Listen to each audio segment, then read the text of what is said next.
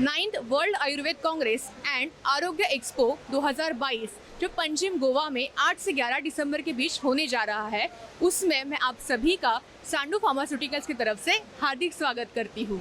Doctor, क्या आप हमें बता सकते हैं कि आपका आयुर्वेद के प्रति ये प्रवास कैसे शुरू हुआ है? Namaste. My name is Dr. Rashmi Yadav.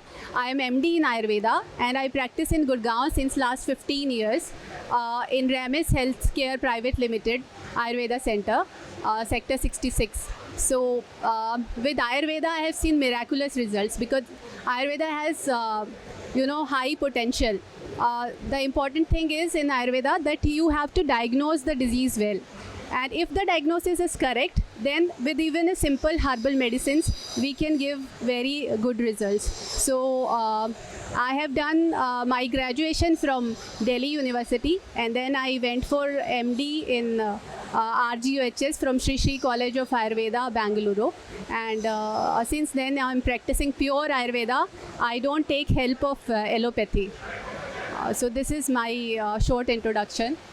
Doctor, आम जनता में आयुर्वेद के प्रति कुछ मिथ्स भी है कि आयुर्वेद बहुत स्लो काम करता है। क्या आप ये मिथ को ब्रेक करना चाहेंगे या आप कोई अनुभव शेयर करना चाहेंगे जिससे ये प्रकट हो कि आयुर्वेद स्लो काम नहीं करता या इमरजेंसी मैनेजमेंट में भी आयुर्वेद काम कर सकता है? ये जैसा आपने कहा ये मिथ है, तो ये सही है, ये बिल्कुल एक मिथ है।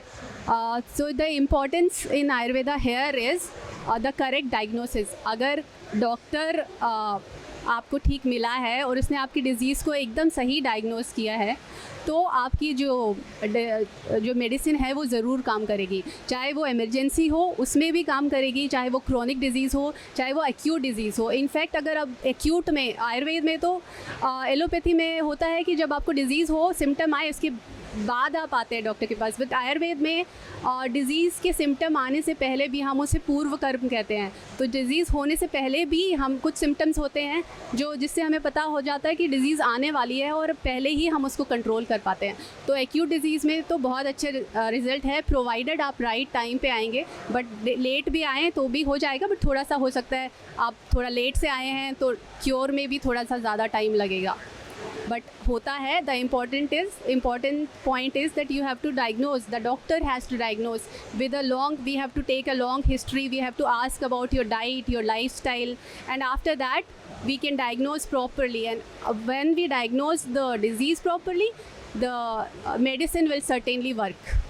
डॉक्टर, क्या आप आयुर्वेद के कुछ लेसर नोन फैक्ट्स है जो शायद से कॉमन मैन जानते नहीं है, क्या आप वो हमसे शेयर कर सकते हैं जिससे कॉमन मैन में या सामान्य जनता में आयुर्वेद के प्रति जानकारी और सचेतता बढ़े?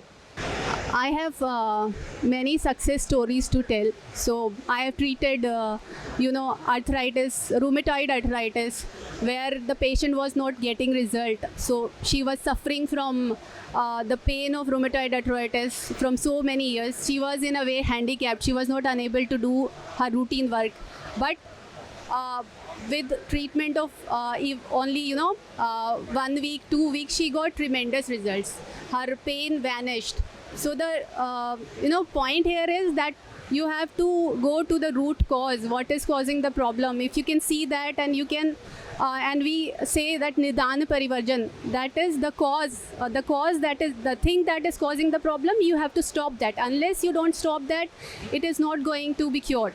So वो पहले करना पड़ता है कि क्या चीज़ है जिसकी वजह से आपको प्रॉब्लम हो रहा है, उसको पहले तो स्टॉप करना पड़ता है। उसके बाद राइट डायग्नोसिस करके राइट मेडिसिन देने से रूमेटॉइड आर्थराइटिस, इवन एपिलेप्सी जैसी डिज़ीज़ को मैंने ट्रीट किया है। एक बच्चा मेरे पास था जो 6 महीने की उम्र से उसको फिट्स आते थे, और जब वो मेरे पास आया, he was 3 years old and he was getting 15 to 20 blackout attacks। मतलब दिन में 15 से 20 बार वो ऐसे बेहोश होके गिर जाता था, जिसको मैंने 1 साल के अंदर उसको 0 अटैक्स पे लाया with very simple herbs. Because the medicines will work if correctly diagnosed, as I said.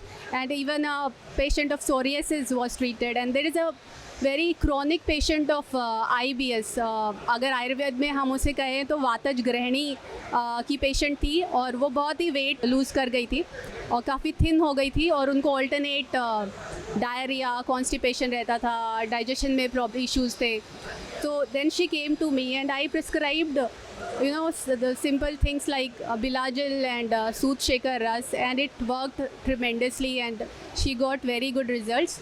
And so there are many stories to tell, but these are some of the few stories that I remember right now.